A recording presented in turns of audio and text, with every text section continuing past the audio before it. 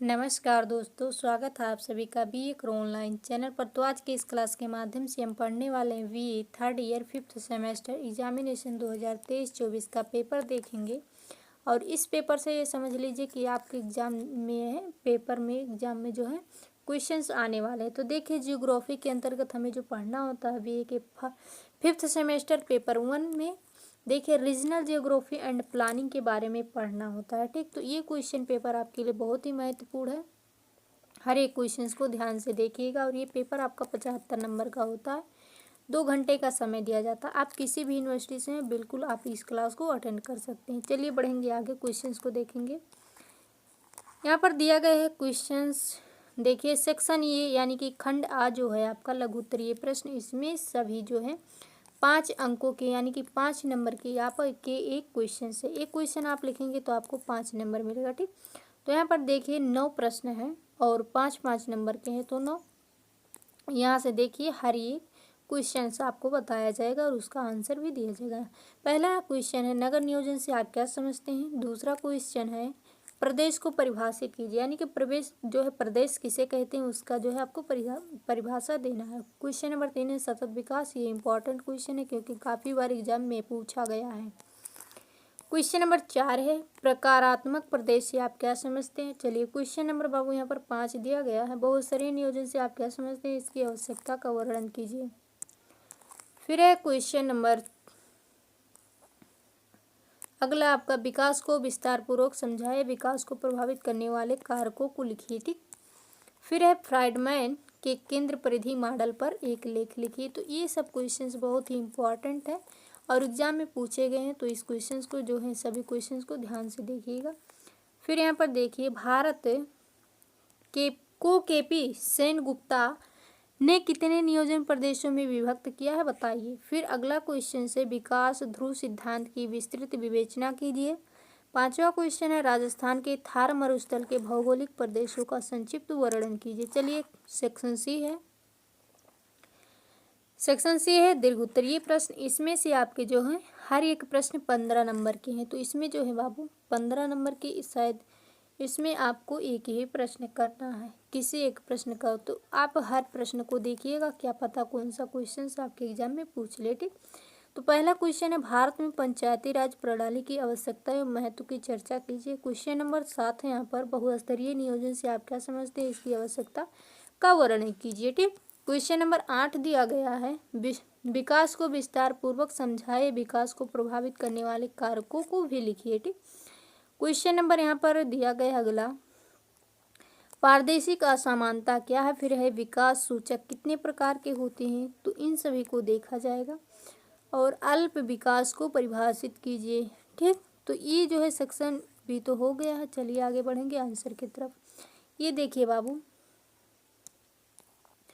Channel का नाम है बीए करो ऑनलाइन। ठीक, तो यहाँ पर देखिए अभी हमारे जो है 444 सब्सक्राइबर हैं। आप लोग सपोर्ट कीजिए इस चैनल पर और अपनी जो है दोस्तों के पास शेयर कीजिए, जिससे वो लोग भी सब्सक्राइब करें और हमारे साथ अच्छी जो अपनी तैयारी कर पाएँ और अच्छे स्कोर कर पाएँ एग्जाम में। ठीक, तो यहाँ पर देखिए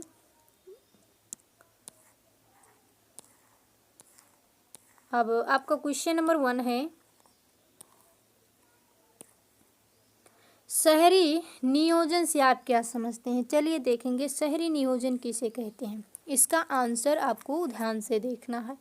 शहरी नियोजन एक तकनीकी और राजनीतिक प्रक्रिया है जो भूमि उपयोग और निर्मित पर्यावरण के विकास और डिजाइन से संबंधित है। यह शहरी क्षेत्रों के भौतिक स्वरूप, कार्य और सामाजिक प्रभावों पर ध्यान केंद्रित करता है, जिसका उद्देश्य सतत विकास, दक्षता और समुदाय की भलाई को बढ़ावा देना है। प्रमुख पहलुओं में जोनिंग, बुनियादी ढांचे का विकास जैसे परिवहन, जल, ऊर्जा, सार्वजनिक स्थान डिजाइन और पर्यावरणीय विचार शामिल हैं इसमें। चलिए क्वेश्चन नंबर यहाँ पर अगला है आपका क्षेत्र को परिभाषित कीजिए। चलिए क्षेत्र देखेंगे क्या है।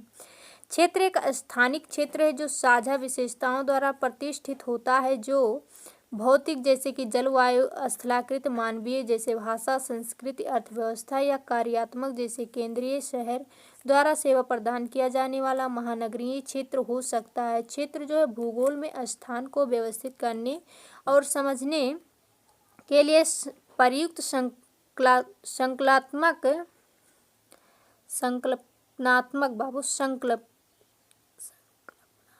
संकल्पनात्मक उपकरण है जो उन्हें चित्रित करने के लिए प्रयुक्त मानदंडों के आधार पर पैमाने और परिभाषा में भिन्न होते हैं। चलिए क्वेश्चन नंबर अगला है यहाँ पर, सतत विकास क्या है? Important question. सतत विकास भविष्य की पीढ़ियों की अपनी आवश्यकताओं को पूरा करने की क्षमता से समझौता किए बिना वर्तमान की आवश्यकताओं को पूरा करने की अवधारणा है। इसमें 3 स्तंभों के बीच संतुलन शामिल है: आर्थिक व्यवहार्यता, सामाजिक समानता और पर्यावरण संरक्षण। इसका लक्ष्य निर्णय लेने की प्रक्रियाओं में इन विचारों को एकीकृत करके दीर्घकालिक कल्याण को बढ़ावा देना है। क्वेश्चन नंबर अगला है,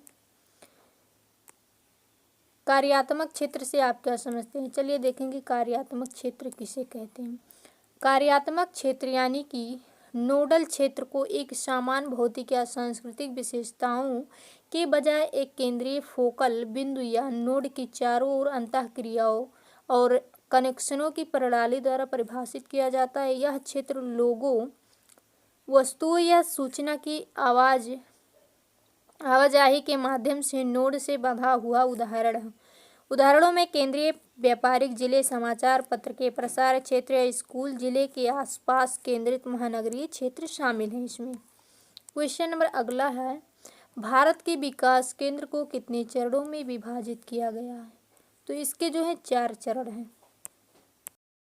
भारत की विकास केंद्र अवधारणा, जो कि प्रायः योजना आयोग के दृष्टिकोण से जुड़ी होती है, आमतौर पर योजना और विकास के लिए एक पदानुक्रमित ढांचा शामिल होता है। इस ढांचे की व्याख्या प्रायः 4 चरणों या स्तरों में की जाती है, जो छोटे स्थानीय सेवा केंद्रों से लेकर बड़े महानगरीय विकास ध्रुवों तक होते हैं, जिनका उद्देश्य आर्थिक गतिविधियों का विकेंद्रीकरण करना है और संतुलित क्षेत्रीय विकास बढ़ावा देना है। ठीक।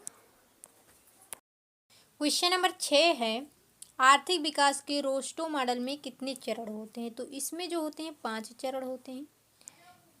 अर्थशास्त्री W.C. बुश द्वारा विकसित आर्थिक विकास का रोस्टो मॉडल, रोस्टो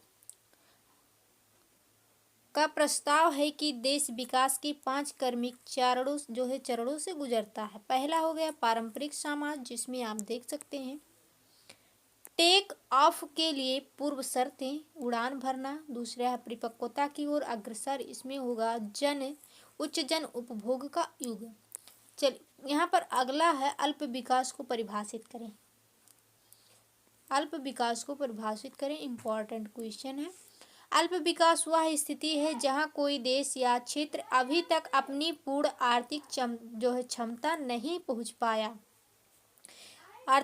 तक नहीं पहुंच पाया, जिसकी विशेषता निम्न प्रति व्यक्ति आय, सीमित औद्योगिकरण, उच्च गरीबी दर और स्वास्थ्य एवं शिक्षा जैसी बुनियादी सेवाओं तक खराब पहुंच है। ठीक। चलिए क्वेश्चन नंबर अगला है, क्षेत्रीय नियोजन का क्या अर्थ है? ये भी आपका बाबू इम्पोर्टेंट क्वेश्चन है, ध्यान रखिएगा। इसके उद्देश्यों का वर्णन करें। चलिए, क्षेत्रीय नियोजन शहरी और क्षेत्रीय नियोजन का एक क्षेत्र है जो भूमि के बड़े क्षेत्र में भूमि उपयोग, बुनियादी ढांचे और निपटान पैटर्न से संबंधित है। इसके प्राथमिक उद्देश्यों में संतुलित क्षेत्रीय विकास को बढ़ावा देना, क्षेत्रों के बीच असमानताओं को कम करना, कुशल संसाधन आवंटन और निवासियों के लिए जीवन की समग्र गुणवत्ता में सुधार शामिल करना।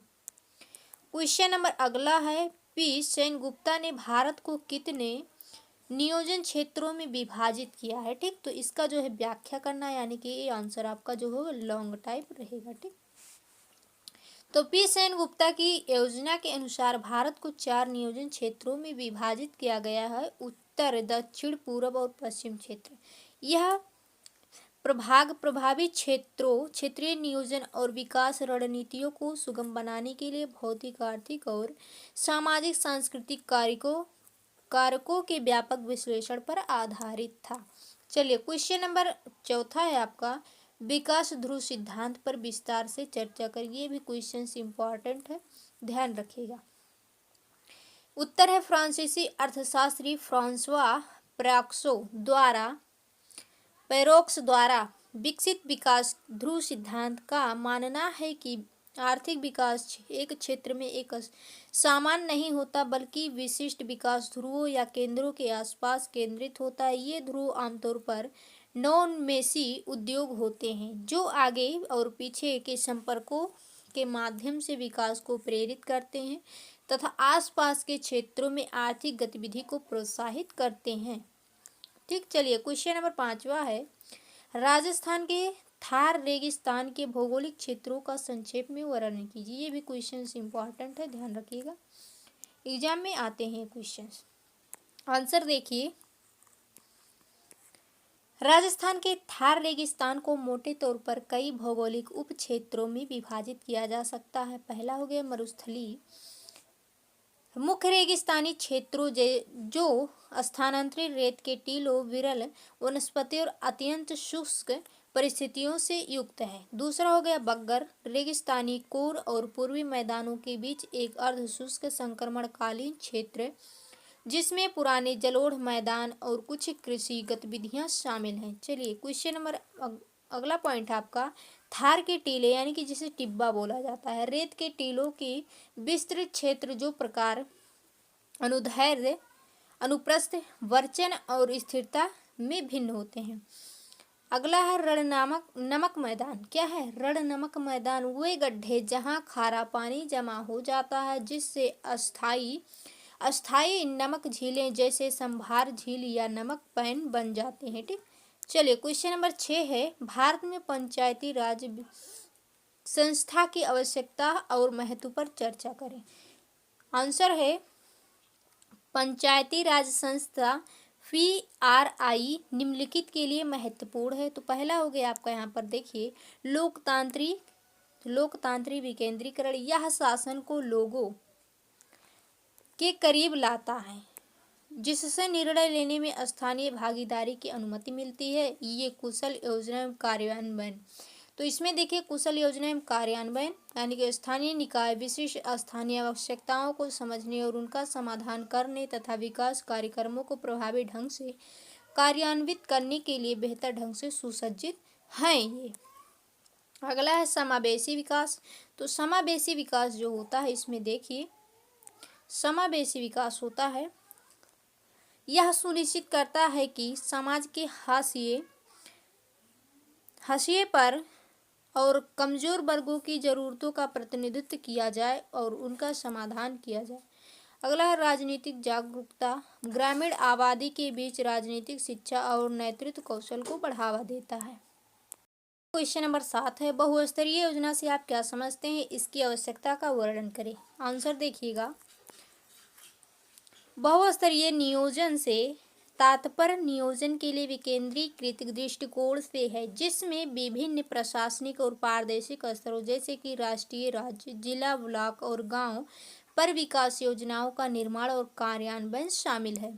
इसकी आवश्यकता देखेंगे, आवश्यकता में आइए, चलिए देखेंगे इनकी आवश्यकताएं।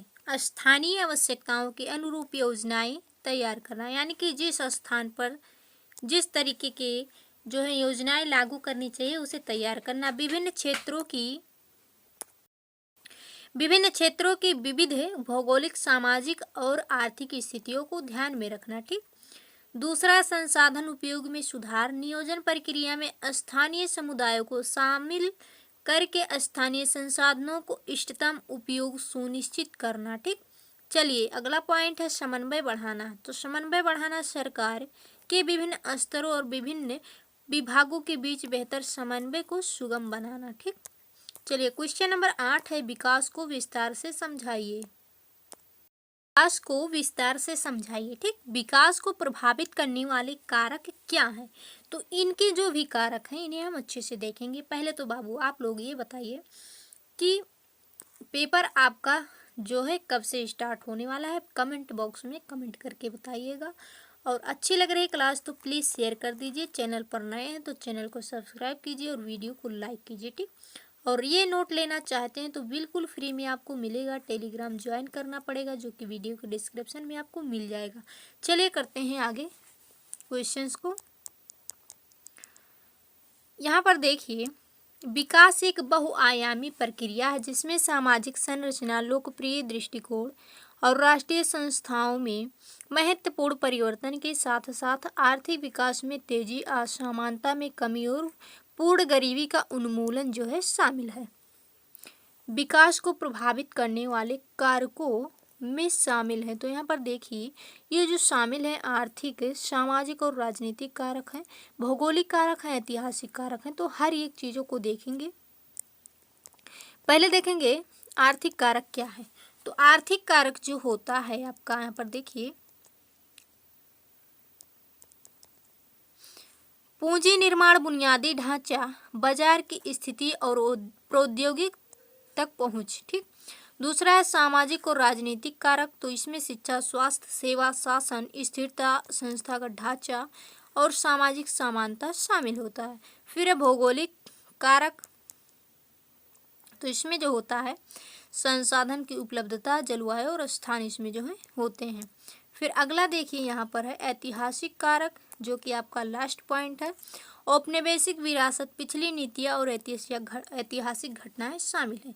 तो बाबू ये क्लास पूरा का पूरा हमने जो पेपर है कंप्लीट कर दिया है। आप लोग इस क्लास को देखिए, अच्छे से रिवीजन कीजिए, तैयारी कीजिए और जो है एग्जाम में अच्छे स्कोर कीजिए। चलिए मिलते हैं नेक्स्ट क्लास में। तब तक के लिए जय हिंद, जय भारत, बेस्ट ऑफ लक।